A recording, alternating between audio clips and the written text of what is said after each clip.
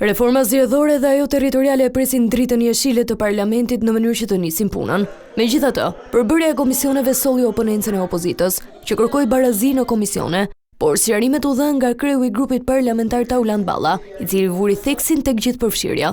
Kur Partisë Demokratike, këto partitë e vogla i duhen, madje u merr borxh edhe kandidatin për kryetar bashkie se vetë nuk kanë. Përse do t'i përjashtojmë në këto partitë e vogla nga reforma zgjedhore? E kemi lënë këtë pikë për ta diskutuar. Balla theksoi se në të kaluarën për të diskutuar reformat, mazhoranca ka marrë vendimarrje që përfshin të gjitha palët politike. E kishin pamundur se Partia Demokratike nuk ishte përfaqësuar. Dhe bëm një zgjedhje që ngritëm një këshill politik dhe te këshilli politik sollëm Partinë Demokratike sepse s'kishte grup parlamentar se kishte lënë rrugëve. Kërkoi dakordsi edhe në seancën e së njëjtës.